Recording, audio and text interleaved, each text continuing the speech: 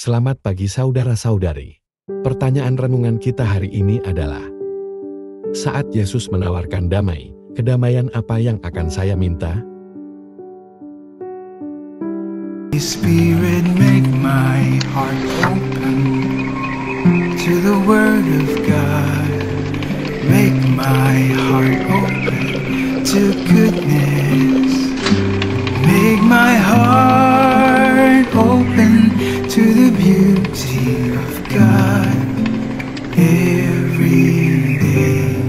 Amen.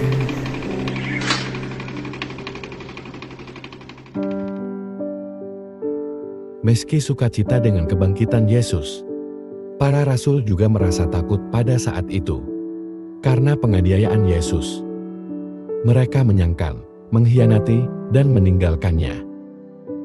Maka, ketika Yesus muncul di hadapan mereka, Dia menyapa para rasul, "Damai sejahtera menyertai Anda." Itu berarti pengampunan. Sekarang Dia beralih kepada kita untuk menyampaikan damai yang sama. Karena kita juga adalah pengkhianat. Apa dampaknya bagi kita?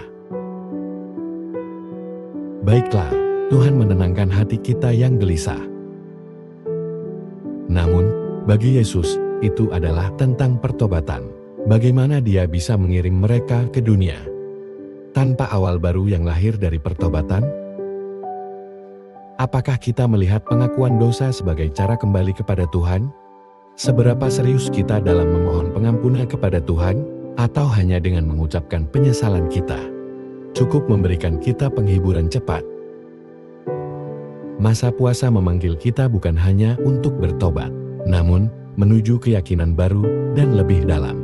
Maka, para murid tidak hanya meninggalkan kesalahan dosa mereka, namun mereka juga meninggalkan semua yang lainnya dan mengikut Yesus. Penawaran perdamaian mengasumsikan, "Jangan tinggalkan aku lagi. Jangan tolak aku lagi. Jangan lagi berkhianat padaku." Inilah penyebabnya mengapa damai hilang pada awalnya. Damai dapat diraih kembali saat hati saling menemukan. Damai menyaratkan Yesus menemui kita ketika dan di mana Dia mengharapkan kita melakukan apa yang seharusnya kita lakukan. Pertobatan meminta juga pemulihan atas apa yang kita tinggalkan, dari hal besar hingga hal sederhana. Seperti kehidupan doa kita, berbagi kemurahan hati kita, pelayanan, dan kesetiaan pada penginjilan yang berkomitmen. Ada juga saat-saat orang menyerang atau mengkritik ajaran Yesus yang diajarkan melalui gereja. Dan yang bisa kita lakukan adalah bersembunyi dalam diam, ketika kita seharusnya berdiri bersama gereja.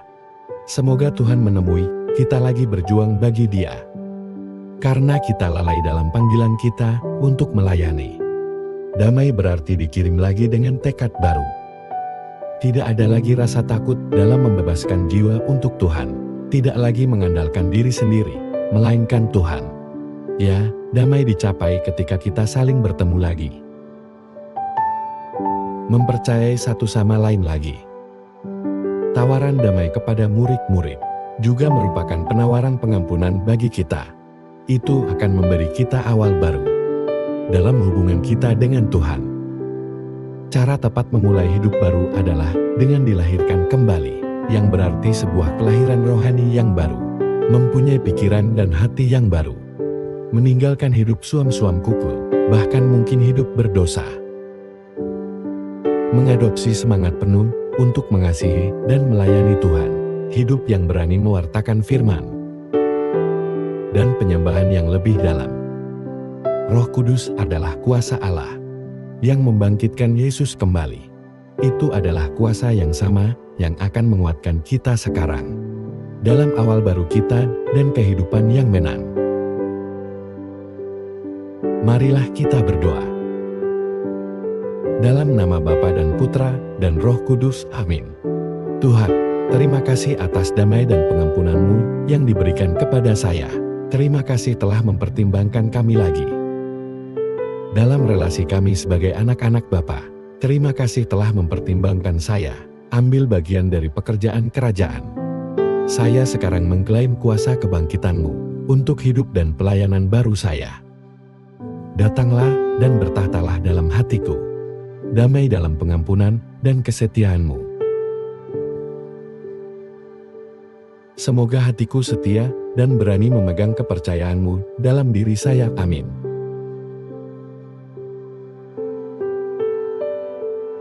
Dalam nama Bapa dan Putra dan Roh Kudus. Amin. Semoga Tuhan memberkati keluarga saudara dan saudari. Semoga Tuhan memberkati gereja Katolik kita. Dan Couples for Christ.